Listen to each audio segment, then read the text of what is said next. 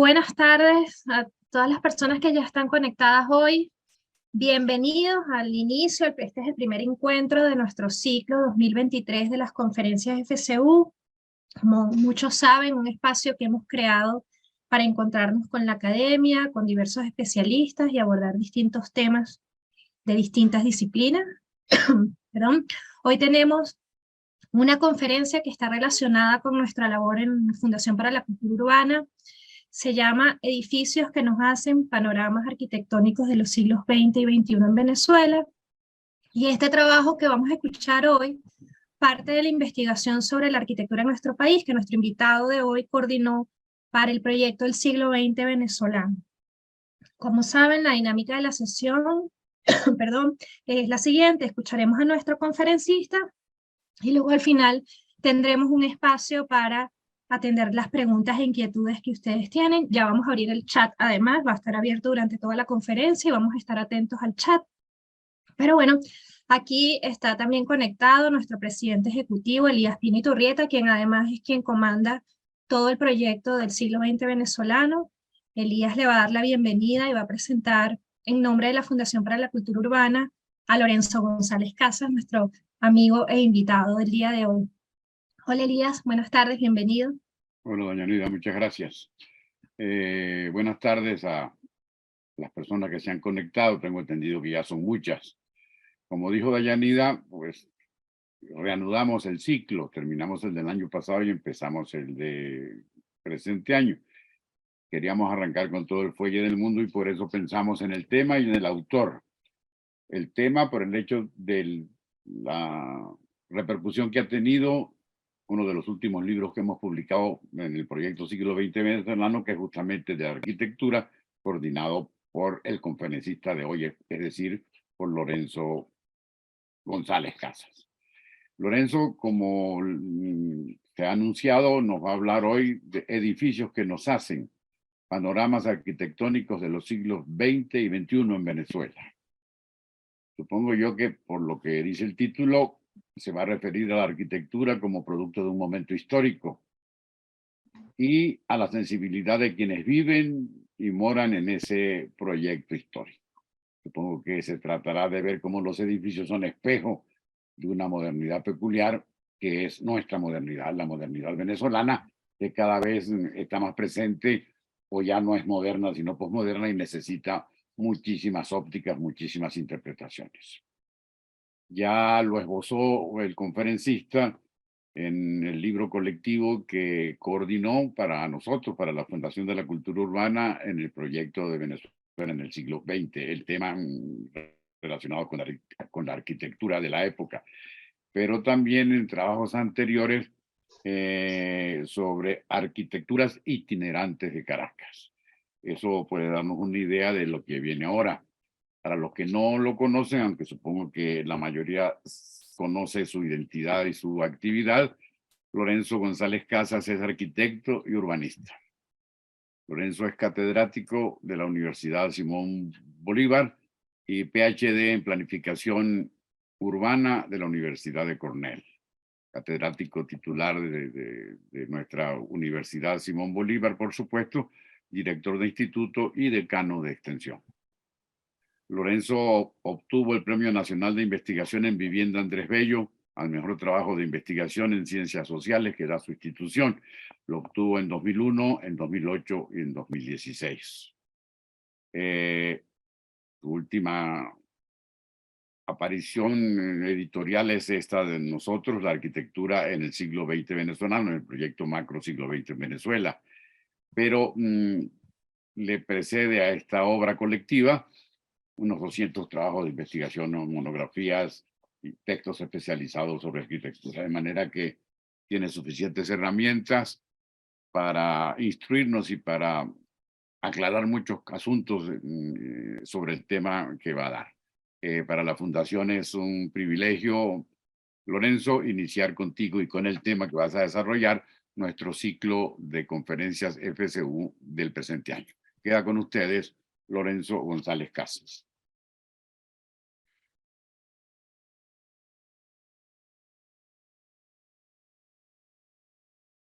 Vamos a compartir pantalla.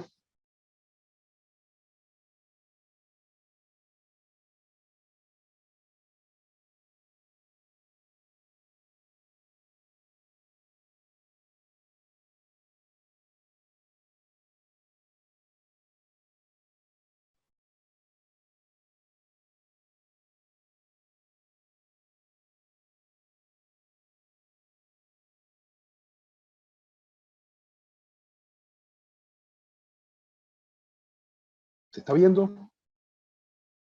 No, aún no. No todavía. Vamos a ver ahora. Ahora está empezando a compartir la pantalla. Okay. Sí, hay un Ahí desfase se de ve. unos segundos Ahora entre sí la vemos. Vale, entonces vamos a pasarla a tamaño completo. Sí. Bueno, muchísimas gracias por la presentación y por la invitación a ser parte de las conferencias de la Fundación para la Cultura Urbana. Bueno, varias de las cuales he tenido oportunidad de disfrutar anteriormente. Y saludos, por supuesto, a todos los presentes. Esta conversación, como decía Elías, versa sobre la capacidad de la arquitectura para materializar las aspiraciones y los valores de la sociedad.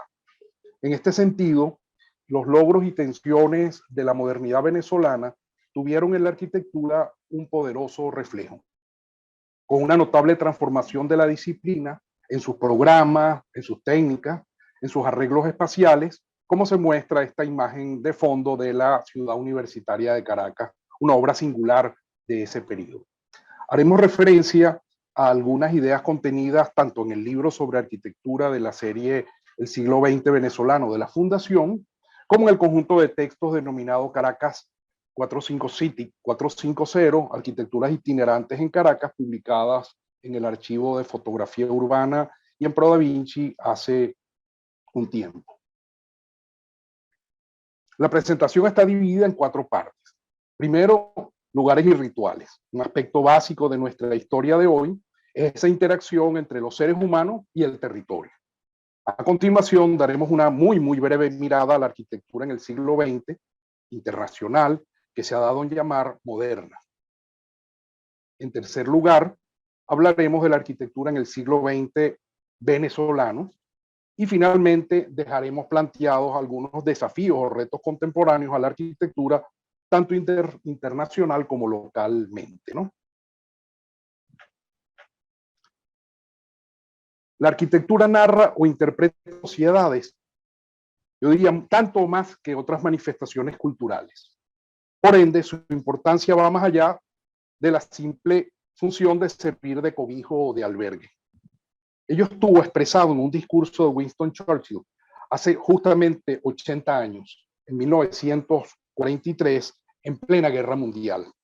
El entonces primer ministro británico, quien obtendría, por cierto, el Premio Nobel de Literatura 10 años más tarde, en 1953, proponía la reconstrucción del Parlamento de su país, en especial la Cámara de los Comunes, que ven ustedes en la imagen en la parte superior, que había sido víctima de un bombardeo en 1941, 2 años antes.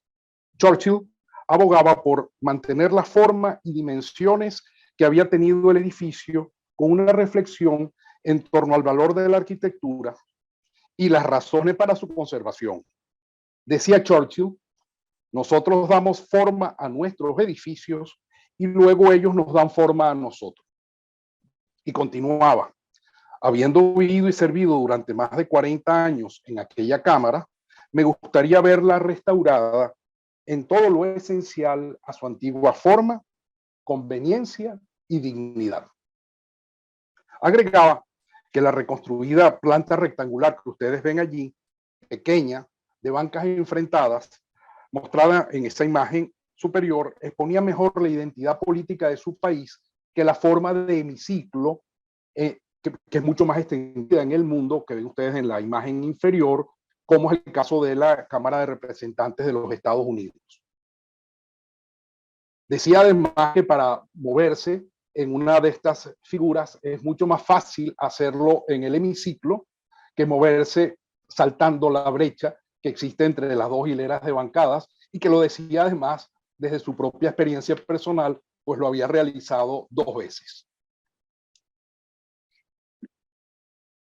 El razonamiento tuvo el profesor Spiro Kostov en su conocida Historia de la Arquitectura, que publicó en 1981 y han hecho una cantidad de ediciones posteriormente, incluido la traducción al castellano, cuyo subtítulo, Lugares y Rituales, repetimos hoy.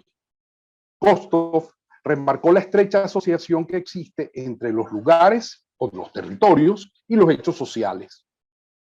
poniendo a la par los valores propios de las edificaciones con las circunstancias, con los hábitos, con las preferencias que las rodean.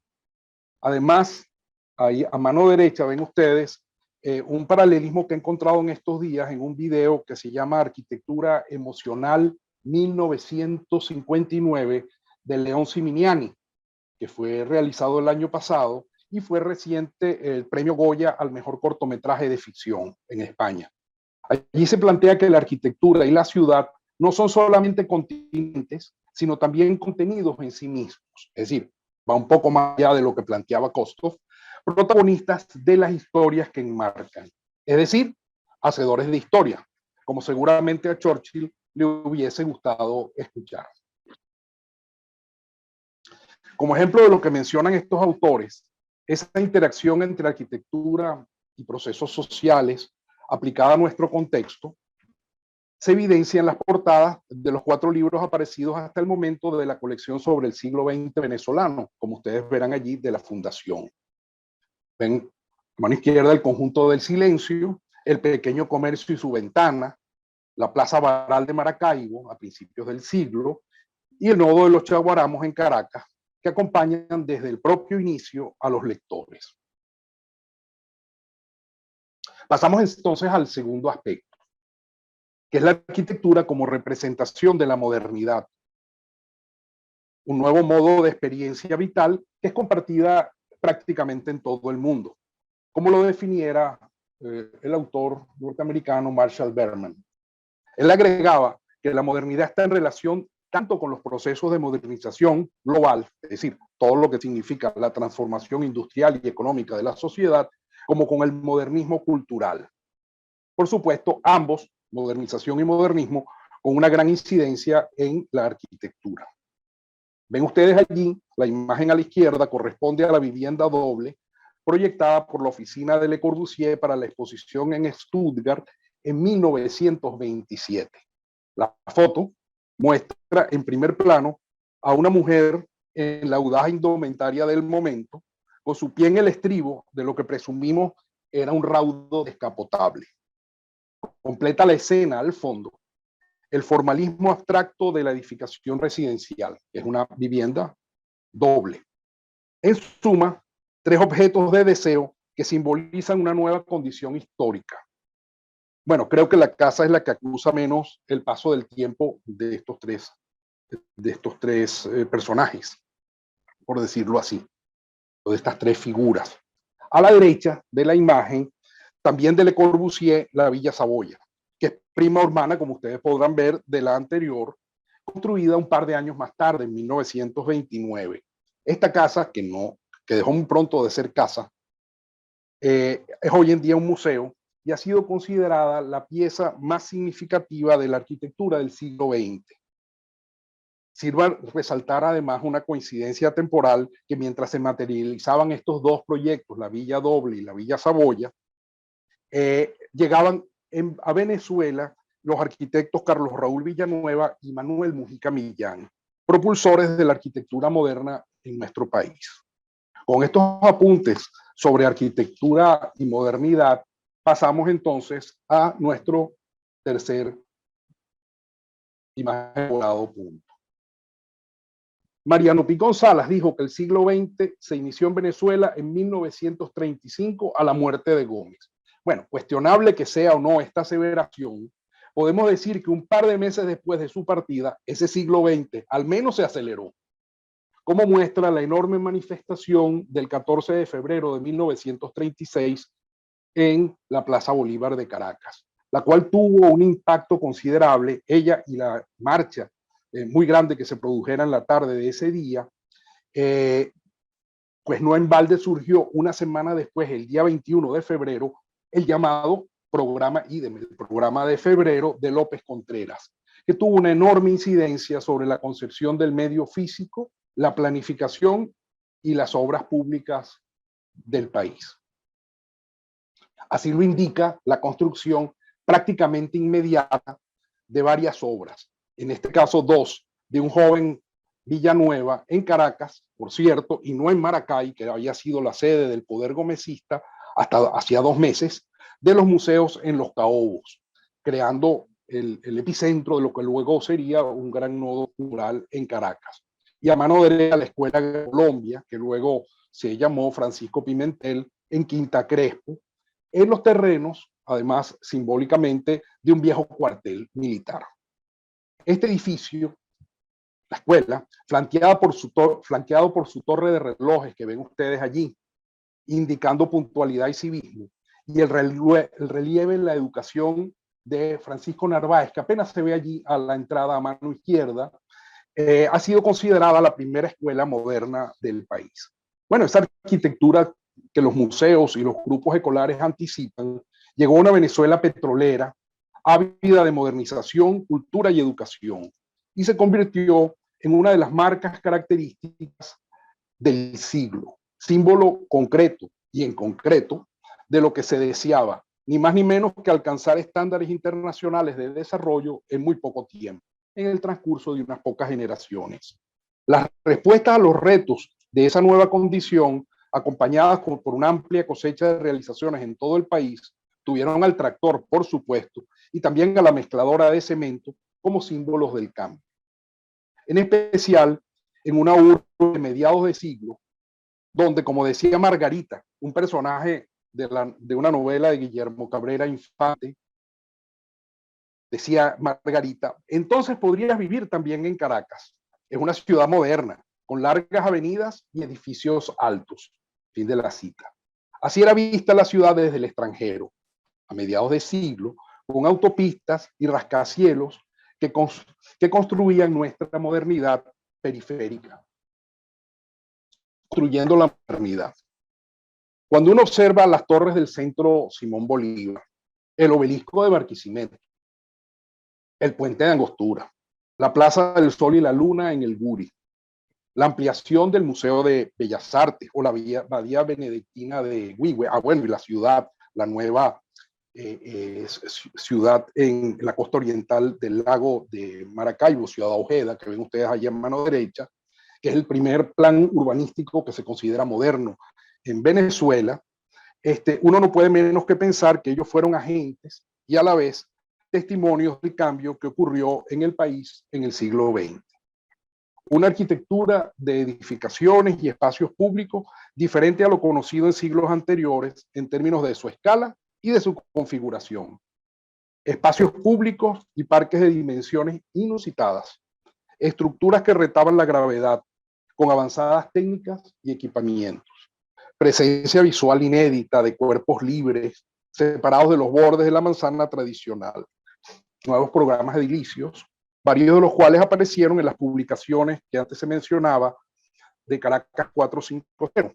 Entre otros, el crecimiento residencial y los distritos petroleros en Caracas y en otras ciudades del país, el automóvil, la recreación, el tiempo libre, la educación, la cultura, los medios de comunicación y sus sedes, los sitios para el consumo y los sitios también para la salud.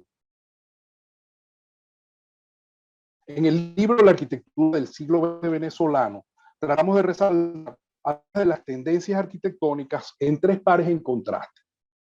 De la búsqueda de un lenguaje propio a la importación de ideas y personalidades. De la metáfora mecánica a la metáfora orgánica y del hacer nuevo al conservar. Todo ello sin impedir que cada uno de los colaboradores elabore su propia agenda y cronología, permitiendo también a los lectores constatar las características multidimensionales del desarrollo de la arquitectura en el país. En el proceso de preparación del libro tuvimos la fortuna de contar con 7 reconocidos investigadores, todos con una destacada trayectoria en el campo académico y profesional en arquitectura, en ingeniería y en urbanismo. Son en el orden en el que aparecen en el libro los profesores Asier Calvo, Henry Vicente, María Elena Obaica, Nancy Demo, María Elena Obaica, José Enrique Blondet, Orlando Marín, bueno, este servidor, y Nelly del Castillo, pero me refería a los otros 7. Quiero hacer una breve síntesis del contenido para quienes no han visto el libro o los resúmenes que se publicaron en Pro Da Vinci. Los 2 primeros capítulos, además de generar un inventario muy completo de lugares, obras y arquitectos, tratan sobre un par de aspectos que caracterizan a la arquitectura que si bien es una idea abstracta, ella requiere instalarse en un lugar específico.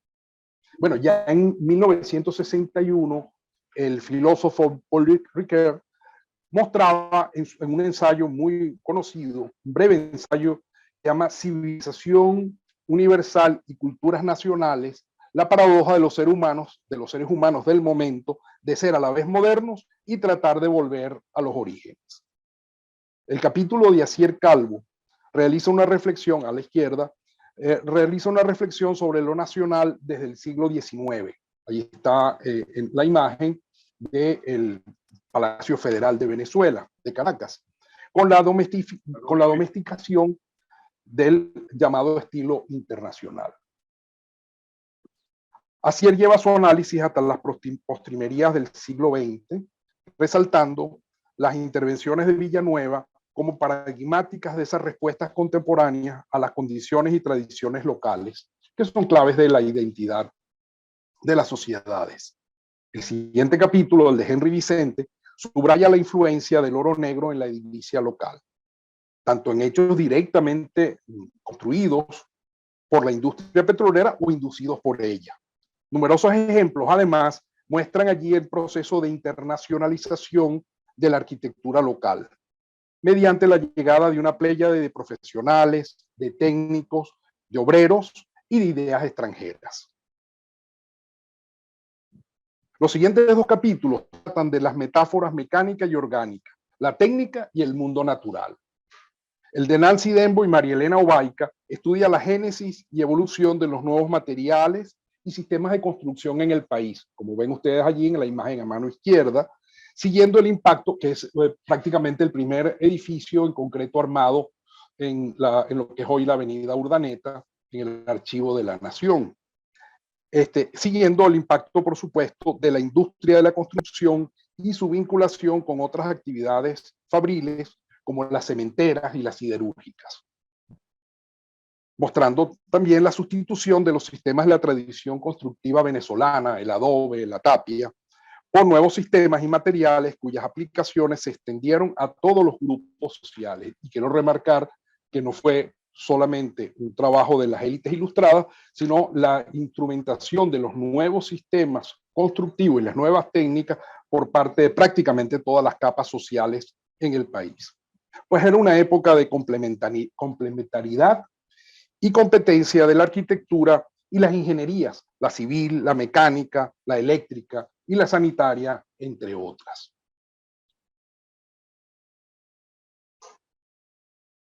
El capítulo de José Enrique Blondet presenta un recuento de los temas asociados al paisajismo.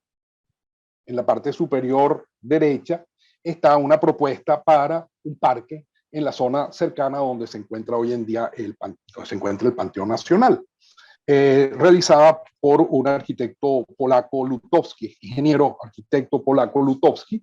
Por supuesto que no se construyó, pero incluye el trabajo de José Enrique, las miradas desde la planificación ambiental y el diseño urbano, con actores, lugares y escalas asociadas al tratamiento del paisaje a partir de y en contraste con el siglo XIX.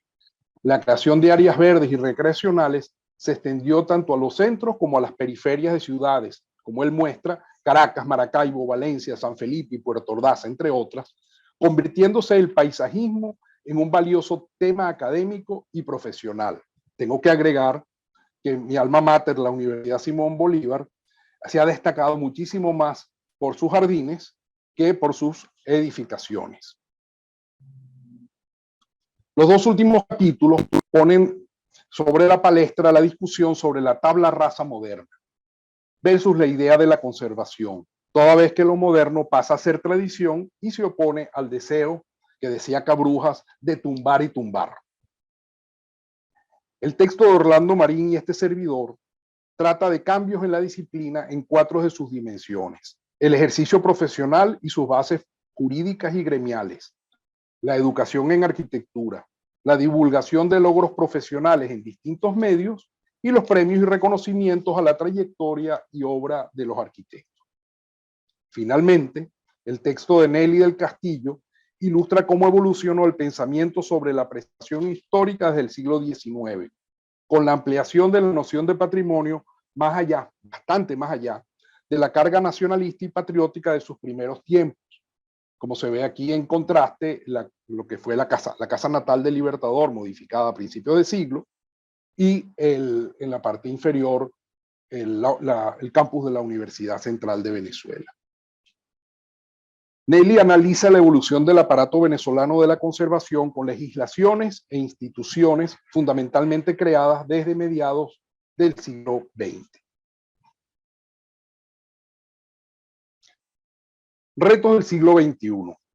En las primeras décadas del nuevo siglo siguen presentes las preguntas de siempre. ¿Construir qué? O proyectar y construir qué. ¿Cómo y para quién? En el nuevo siglo se ha mantenido la conexión entre la construcción y el ingreso petrolero, similar relación que existiera en el siglo XX. Por ello se produjo un pico en la producción arquitectónica, tanto en obras singulares como en el surgimiento de firmas de arquitectos, en este caso graduados en su mayoría en el país, con estudios de posgrado nacionales e internacionales, buena parte de los cuales ejercen fuera, formando parte de la diáspora profesional. Evidentemente se puede ubicar ese pico entre más o menos el año 2006 y el 2012, cuando se produjeron varias decenas de obras singulares de interés en la arquitectura del nuevo siglo. Se pueden destacar en estos tiempos varios asuntos que captan la atención, generando estrategias proyectuales en lo ambiental, en la representación de los proyectos, como ustedes ven allí, y en el ejercicio y enseñanza de la arquitectura en respuesta a esos nuevos retos o desafíos. Me extenderé un poco más en relación con lo ambiental. La sostenibilidad y la búsqueda de respuestas ante el cambio climático y el colapso ambiental, como lo denominó Alfredo Silento en la conferencia de la Fundación de septiembre pasado, son hoy objetivos globales. En la arquitectura, la respuesta procede de varias fuentes. Una de las palabras más repetidas es la circularidad versus la economía lineal, que es simplemente tomar, construir, hacer algo y eliminarlo finalmente. La construcción con nuevos materiales en edificaciones más bajas, densas y transformables, y además con la vivienda que cada vez más va siendo un centro productivo. Aquí ven ustedes en la parte inferior un claro contraste entre dos maneras de entender la piel de un edificio. A mano izquierda, una fachada llena de aparatos de aire acondicionado en Singapur, que así es objeto de investigación en la técnica de Zurich de arquitectura, y a mano derecha, todo lo contrario, el reciclaje de los materiales de derribo de una oficina que se llama Estudio Amateur de China. Prácticamente se reconstruye a través de piezas provenientes, cerámicas o piedras provenientes de demoliciones. La recuperación de espacios abiertos es parte de políticas públicas en cantidad de lugares. Así lo demuestra la conversión de una autopista en parque en Seúl, en Corea. Algo, por supuesto, que nos deja pensando en qué momento será ello posible en nuestro país, donde más bien, al menos en Caracas, donde quiera que había un curso de agua, colocamos una infraestructura, una autopista o un segmento de autopista. Otro asunto que viene a cuento es el encogimiento de los centros poblados, pérdida de población en muchos países. Pueden ser razones demográficas o por razones de migraciones. Este decrecimiento, que en el caso nuestro hemos denominado osteoporosis urbana, ha impulsado actuaciones y líneas de investigación académica en varios lugares. Esta imagen que ven ustedes allí proviene de una propuesta para la ciudad de Cleveland y de un laboratorio relacionado universitario de la Universidad de Kent, que se ha dedicado a estudiar esas ciudades que se encogen y las políticas urbanísticas para hacerles frente. Un deseo creciente es el de lograr construcciones libres de emisiones, con nuevas formas de energía y una piel conformada como jardín vertical, como este ejemplo en Milán, que por supuesto nada nuevo bajo el sol, tiene como precedente el remate verde en una torre medieval en la ciudad de Lucca, a mano derecha, también en Italia. Hoy la terminología se inicia con la partícula re. Reutilizar el inventario edificado no solamente significa ahorro de recursos, sino también generación de nuevos ingresos. Como lo mostraron los trabajos en los antiguos mercados de Boston desde finales del siglo XX, que se han convertido en dos grandes éxitos desde el punto de vista económico, cultural y social a lo largo del tiempo. Y estaban destinados inicialmente a su demolición. Esto fue realizado por un promotor, James Rose, que además reprodujo, que venía con una experiencia del desarrollo de centros comerciales y fue realizando esta tarea de reciclaje en varias ciudades de los Estados Unidos, generalmente con grandes éxitos.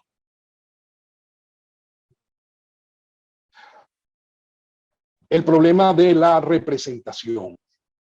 Muchas obras contemporáneas son y se ven diferentes por efecto de las nuevas formas de representación y la revolución digital. Eso se vio desde los años 90 con los programas CAD-CAM y sus sucesores, el FromZ, el Rhino y el CATIA, que no proviene del oeste de Caracas, ¿no?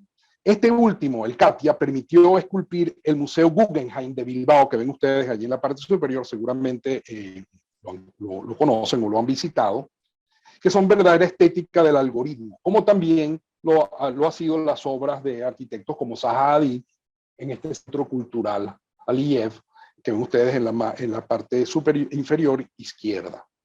Pero además de estos aspectos de representación, han aparecido otras figuras como el BIM, el Big Data y la inteligencia artificial. También, como se ve a la derecha, el paso gradual de la producción industrial a la digital, no solamente en arquitectura, por supuesto, pero aquí con estructuras realizadas con impresoras 3D. Y a mano derecha e inferior, robots albañiles, que permiten realizar los aparejos de una casa en apenas 3 días. El ejercicio de la arquitectura se mueve entre la firma personal y las formas corporativas. Estamos hablando del ejercicio y de la formación para la arquitectura, la educación en arquitectura. Pues sin ir más lejos, la empresa Gensler, proyectista del recién inaugurado Estadio Monumental de la Rinconada, es una firma con oficinas en casi todos los continentes, con varias decenas de proyectos en áreas deportivas y la bicoca de más de 7,000 empleados en todo el mundo. En cualquier caso, la arquitectura es y sigue siendo un trabajo de colaboración e incluso el premio Pritzker, que es el principal premio en arquitectura, se dice que es como el Nobel en arquitectura, lo ha empezado a reconocer al ser otorgado no solamente a individuos, sino a firmas colectivas. Fíjense, por ejemplo, la primera vez se viene dando desde los finales de los 70, la primera vez que se dio a una oficina de 2 arquitectos suizos fue en el año 2001, pero a partir del año 2010 hasta el momento se ha otorgado en 4 oportunidades a firmas colectivas. Por cierto, la semana que viene, creo que el martes, aparecerá nuevamente la asignación del nuevo premio Pritzker, la nueva edición. Vamos a ver si se trata de un reconocimiento a una oficina individual o colectiva. Dejamos esa interrogante. Todos estos cambios han ido permeando la educación en arquitectura y la búsqueda de su ajuste a esos cambios. La creciente movilidad de los profesionales, como hemos constatado con muchos de nuestros egresados, quiere tanto el reconocimiento internacional de calificaciones como el desarrollo de habilidades para trabajar en colaboración con otros. Como indica la publicación que ustedes ven allí a la mano superior derecha, realizada por la Unión Internacional de Arquitectos y la UNESCO en 2017, referido a esos objetivos de una nueva o de una educación modificada para la arquitectura. Y por supuesto, la aparición de nuevas opciones de estudio, como es el caso de la UCAP, en donde tuvimos oportunidad de presentar el libro de arquitectura en el siglo XX venezolano, pero además en cuyo edificio de posgrado se tiene este techo jardín que fue propuesto, como veíamos, por Le Corbusier hace prácticamente un siglo. Se plantea también el fortalecimiento del rol de la arquitectura en la inclusión social, especialmente en el contexto de los países en desarrollo, al potenciar el rol del profesional como facilitador y el proyecto de viviendas asequibles y transformables para nuevas condiciones demográficas, para fenómenos como el teletrabajo y el teleestudio, y para albergar decentemente a grupos vulnerables como quienes habitan en nuestros barrios y centros antiguos. A mano izquierda, algunas experiencias que tuvimos hace unos años en el casco histórico de La Guaira, en el sector llamado El Guamacho. En el diseño urbano surge una atención creciente al espacio público, la accesibilidad y las formas alternativas de movilidad. Pero un aspecto a destacar es el de las agendas de género, con incorporación creciente de las mujeres en el ámbito profesional y académico, como se muestra en el texto pionero de la profesora Giovanna Merola, Arquitectura es femenino. En aquel momento, ella mencionaba que ya prácticamente 2/3 de las personas inscritas en muchos de los cursos de arquitectura eran mujeres. En este apretado recuento, un poco como el ángel de Klee, volando en retroceso hacia un futuro incierto, hemos tratado de mostrar cómo la arquitectura ha contribuido a formar nuestras vidas. Sitios como la Avenida Bolívar, Museo al aire libre de nuestra modernidad, conjuga objetos como el Musarc, también con memorias de cosas que existieron, como el Parque El Conde, el Parque de Atracciones El Conde, que es probablemente lo más cerca que tuvo esa zona a ser un parque. La valoración de la arquitectura moderna hace que muchas obras aparezcan en censos e inventarios. La inclusión de la ciudad universitaria de Caracas en la lista del patrimonio mundial es un hito.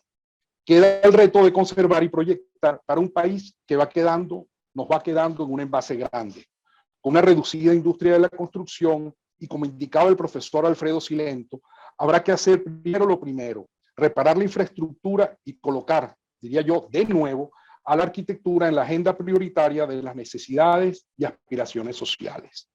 La utilización del extenso inventario inmobiliario que nos lega el pasado nos pone en una encrucijada, como es el caso de la Plaza Diego Ibarra, el espacio que en 1968 se habilitó frente a las torres del Centro Simón Bolívar, ocupada, como ven ustedes allí a la mano izquierda, hasta el año 2007, un poco después del final de siglo, por esta invasión de tecnoinformalidad llamada Saigón, y que fuera, en una nota positiva, rescatado a partir de ese año 2007 para ser usado nuevamente como espacio público desde el año 2011. Ajustándonos al tiempo que nos había indicado, me gustaría terminar con un texto de Aquiles Nazoa, quien a mediados del siglo XX nos dejaba tareas a todos y que a mi entender tiene resonancias con las ideas de Churchill.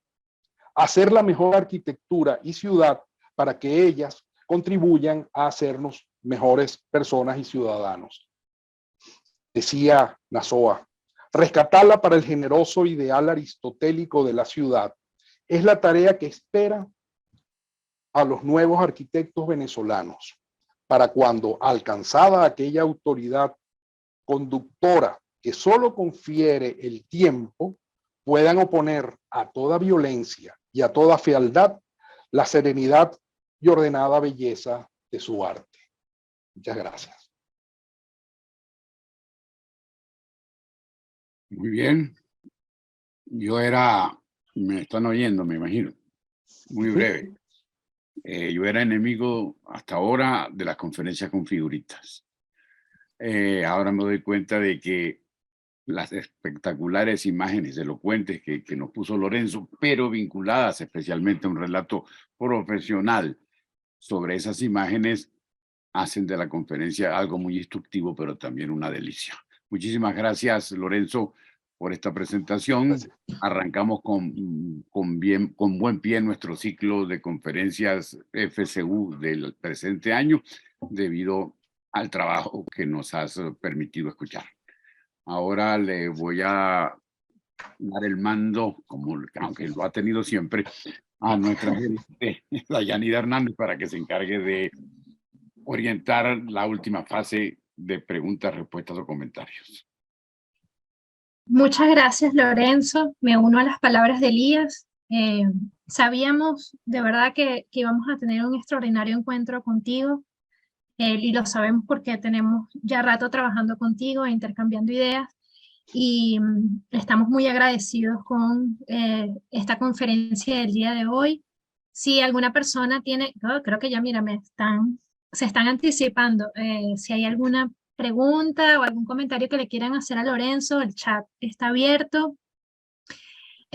Por aquí te preguntan, Lorenzo, que cuál es el nombre del ensayo de Riviera que mencionaste. ¿Del ensayo? De Riviera que mencionaste. A ver. Perdón, de Rivera. A ver, ¿cuál será?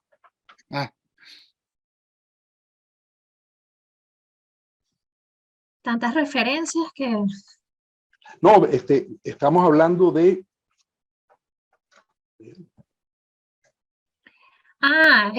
Claro, es Rick Ware. Riquer. Ok, ahora sí. Es que no lo encontraba y decía, Dios mío, se me escapó alguien que no... Sí, el ensayo es sobre civilización y cultura, básicamente, del año 1961. Lo ubico, pero se llama así.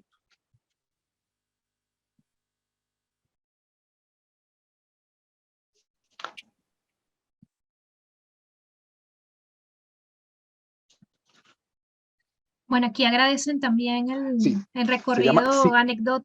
Sí, perdón, Lorenzo.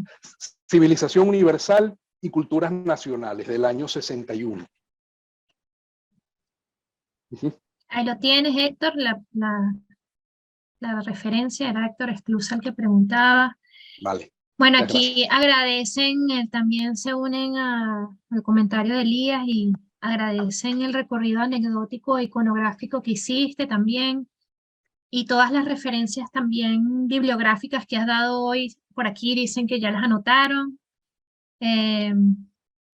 Creo que lo que está llegando al chat son palabras de agradecimiento y felicitaciones que tienen por tu conferencia. Les recuerdo a los que nos están viendo que el libro que coordinó Lorenzo y el que coordinó Arturo Almandós, dedicado al urbanismo, que bueno, además son libros que dialogan, porque además tanto Lorenzo como Arturo trabajaron en conjunto para establecer ese diálogo entre los libros, y además ellos de forma muy profesional a su vez conectaron y establecieron diálogos con los dos primeros libros, el dedicado a la política en Venezuela en el siglo XX y el de la sociedad venezolana en el siglo XX.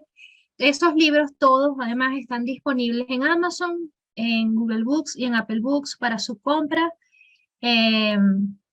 Allí los pueden encontrar. Es un material valiosísimo para no solamente los investigadores, sino para la ciudadanía en general, que habla de aspectos importantísimos, además desde perspectivas muy abiertas a ver cosas que quizás no habíamos revisado, a revisar otras que nos empeñamos siempre en revisar, e incluso a tratar de resaltar también los logros y las cosas positivas que hemos tenido durante el siglo XX, y no ver solamente hacia el lado de lo que dejamos de hacer o lo que no cumplimos o lo que nos falta por hacer aún, que es mucho, sabemos, pero estos libros, digamos, recogen también la visión de los logros y las cosas que hicimos bien durante el siglo XX.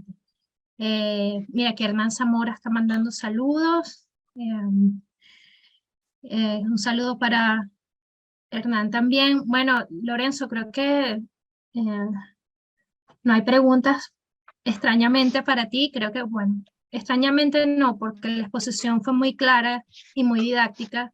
Y creo que, a ver, mira, a ver, Lorenzo, te preguntan por aquí. El reconocimiento social de la arquitectura y de los arquitectos es común en algunos países, en otros no. ¿Cómo ves ese reconocimiento en Venezuela ahora y a futuro? Ujú. Bueno, lo que ocurrió en buena parte del siglo XX, a partir sobre todo del año 45, con la creación de la Sociedad Venezolana de Arquitectos, es que se llegó a ver la arquitectura como una urgencia social. Es decir, evidentemente la arquitectura siempre está relacionada con el poder, con el ejercicio del poder, sea político o económico, y por esos deseos de todo parte de la sociedad, y era la materialización de estos ideales que mencionaba al principio, ¿no?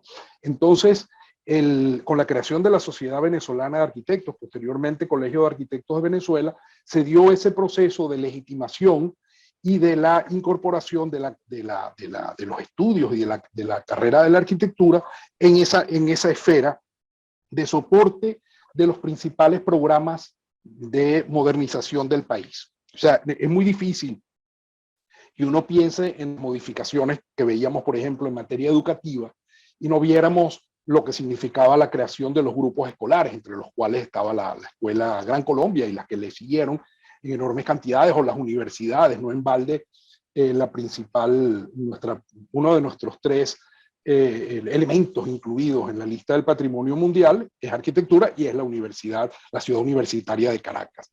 Así que ciertamente, además, en la conexión con los grandes programas, por ejemplo, de vivienda, se hizo común conocer a la profesión del arquitecto, tratando de mostrar pues esa importancia, esa urgencia, y por supuesto la competencia inevitable que tenía que existir con la ingeniería, sobre todo con la ingeniería civil, que había venido realizando hasta el momento esos trabajos a lo largo de toda la vida, y en el siglo XIX y parte ya del siglo XX. Tienes otra pregunta, Lorenzo. Ajá, Por aquí sí. dice, mencionó un periodo del siglo XXI en nuestro país entre 2006 y 2012 en el que se llevaron a cabo obras singulares. ¿Podría mencionar algunas de esas obras? Ok, si no me falla la memoria, vamos a empezar por infraestructura. En el año 2006 se realizaron las líneas 3 y 4 del Metro de Caracas. Y en el año también el Metro de Los Teques. El Metro Cable San Agustín del Sur del 2010. Y en las escuelas, por ejemplo, las escuelas modulares en Santa Lucía, por ejemplo, la magnífica biblioteca de la Universidad Católica Andrés Bello del 2011, qué sé yo, el mercado Chacao y el mercado de la Urbina en el 2008 y 2012, el concesionario Toyota de la Victoria, la farmacia de medicamentos de alto costo en el Zulia, el Candido Supermercado Express de Maracaibo, del grupo, ¿cómo se llama? De profesores de la Universidad del Zulia, bueno, los centros comerciales, el Millennium Mall, y su centro cívico en la Plaza Miranda, el centro comercial Líder en la California, mencionando los que recuerdo en su mayoría en Caracas, pero hay en todas partes, ¿no? El proyecto del Palacio Municipal de Baruta, el Justicia Municipal de Chacao, la planta de vacunas, excelente edificio en la universidad, una de las adiciones a la ciudad universitaria, la planta de vacunas en el año 2007 o 2006, el complejo industrial Trenex de Valencia, caramba, el centro deportivo en la Castellana, creo que se llama Eugenio Mendoza, la ampliación con un servicio un edificio de servicios en el Club Ítalo venezolano, el parque, caramba, deportivo Mezuca, la mudanza o la reconstrucción del pabellón de Venezuela, que era de Hannover del año 2000, pero se hizo en Barquisimeto en el 2007, la Villa del Cine en Guarenas, el Parque Cultural Tiunaenfuerte en el Valle, el Ateneo de San Francisco en Zulia, el Teatro Municipal de Chacao, no sé si mencionarlo, pero está allí el Mausoleo del Libertador en el 2012. No estoy haciendo juicios de valor, simplemente, digamos, la proliferación de gran cantidad de obras de arquitectura y, como decía, de una cantidad de oficinas de personas, muchos egresados nuestros de las universidades nacionales, públicas y privadas.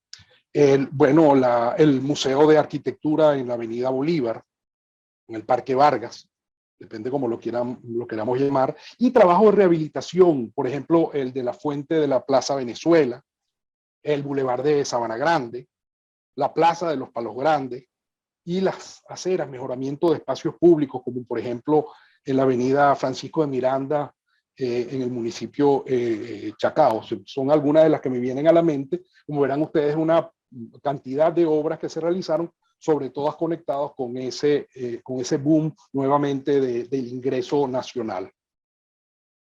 Y Nada eso es con comparado fallo con de memoria, ese inventario.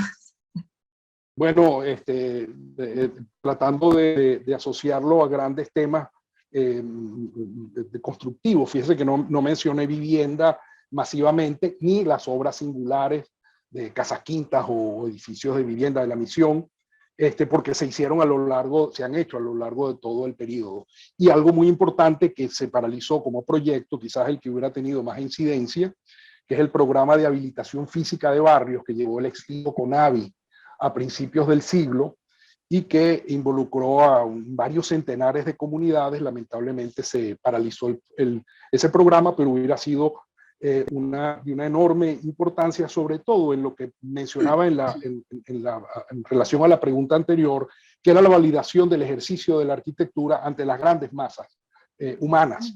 En este caso, esos proyectos que venían además acompañados, venían con eso que se llamaba acompañamiento social, en el cual participaban sociólogos, psicólogos, antropólogos, comunicadores sociales, pero arquitectos y urbanistas se vinculaban y entonces aparecían, digamos, como unas figuras no elitistas, sino unas figuras profesionales, técnicas, facilitadores, más que proveedores en esta línea de ideas que además no es nuestra solamente, sino que ha ocurrido en cantidad de lugares y ciudades nuestras en América Latina, Verbigracia, qué sé yo, Medellín, en Colombia. Otra pregunta, Lorenzo. ¿Cuál piensas que es la diferencia del discurso de la arquitectura de mediados del siglo XX, 1952 a 1958, y la del siglo XXI? Ok, evidentemente, como mencionaba en algún momento, este es el momento, como decía el arquitecto Renculjas, que es que la preservación nos está arropando. El problema de ese enorme inventario que ha quedado en el mundo, que es la producción que se ha realizado a lo largo de la historia, pero con ese boom, con ese pico gigantesco que se produjo en el siglo XX, ahora el problema es cómo conservar eso. En nuestras sociedades es todavía más, en la sociedad venezolana, quiero decir, todavía más importante, porque se produce un vaciamiento de las ciudades. A finales del año pasado tuve la oportunidad de compartir en Barquisimeto, en un ciclo que era justamente hablando sobre este tema de la osteoporosis urbana. Visitábamos, por ejemplo, la zona industrial de Barquisimeto, visitamos el centro histórico con un grupo de personas extraordinarias que están allí trabajando para poder producir el rescate y la reocupación de estos territorios en la medida de las posibilidades. Yo creo que ese es uno de los grandes cambios, no solamente en términos de lo ambiental, sino en términos de la reutilización de lo que existe. Cada vez más la tasa de crecimiento poblacional se reduce, ya no crecemos al mismo ritmo, y en algunos casos, como el nuestro en Venezuela, decrecemos. Tenemos en este momento la población que teníamos por allá por el año 60. O sea, no, población no, el Producto Interno Bruto que teníamos para ese momento y la población que teníamos hace, no sé, 8 o 10 años. Eso significa, por supuesto, que hay un inventario a conservar, un inventario a mantener, y por supuesto, dentro de esas tareas que nos asignaba NASOA, está justamente producir esa serenidad y ordenada belleza en las cosas que nos han legado y que podemos refuncionalizar y volvernos a apropiar nuevamente para que ellos, como diría Churchill, se apropien de nosotros. Una pregunta más, que si sabes cuál fue la razón por la cual el Estadio de la Rinconada lo diseñó una firma extranjera. Caramba, hasta ahí no tengo información. Sé que el plan maestro del conjunto de ese parque lo realizó el arquitecto Richard Rogers, un eminente arquitecto que además fue galardonado en algún momento con el premio Pritzker y además autor de una cantidad de obras emblemáticas en todo el mundo. Rogers falleció. Entonces yo supongo que por una parte eso y por otra parte el ejercicio profesional de esta firma debe haber impulsado a que asumiera el proyecto de este edificio, que por supuesto es su aforo es vez y media, es una obra realmente grande, importante, vez y media la capacidad que tiene el estadio de la Ciudad Universitaria. Es decir, pasamos de 20 a 30 y tantos mil personas, ¿no? No, por supuesto, no es el más grande de los estadios. En béisbol, en fútbol es posible llegar a foros de 100.000 personas o más, pero en béisbol, por su forma específica y por la necesidad de ver un esférico bastante más pequeño que el del fútbol, que por cierto ahorita hay un juego, necesita, o sea, se tienen aforos menores, pero por ejemplo, creo que el estadio, el Coliseo de Oakland, se aproxima a las 60.000 personas, o sea que es vez y media el que tenemos aquí. No fue hecho por esta firma, por Gensler, pero que es una firma que existe, lleva el nombre del fundador, pero es de los años 60 y hoy en día es una firma realmente transnacional. Así que no sé cuáles son las causas para haber seleccionado a esta firma, pero muy seguramente en términos del proyecto hay una experiencia en decenas o centenares de proyectos que se han realizado. Creo que solamente en materia deportiva tienen alrededor de 30 edificios construidos en todo el mundo. Nuevamente no hago un juicio de valor acerca del emplazamiento, porque creo que era una decisión tomada previamente en este lugar, pero que se ha ido, por supuesto, convirtiendo en un nodo de recreación con las distintas edificaciones que están allí, que pudiéramos decir que guarda cierto paralelismo con el nodo cultural que se produjo en torno a los museos, al Parque Central, al Teatro Teresa Carreño y a todas las instalaciones que aparecieron, el Museo de Arte Contemporáneo y la cantidad de instalaciones que aparecieron en torno a este nodo. Claro, hay una diferencia que se llama accesibilidad.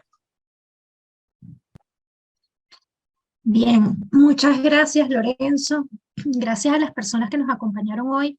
Les recuerdo que en nuestro canal de YouTube están las conferencias del ciclo 2021, las conferencias del ciclo 2022 y pronto comenzaremos a publicar las conferencias de este año, es decir, pronto tendremos esta conferencia del día de hoy en nuestro canal de YouTube para que puedan verla de nuevo, compartirla.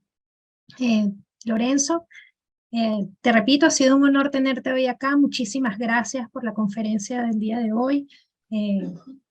Como siempre, estamos muy contentos.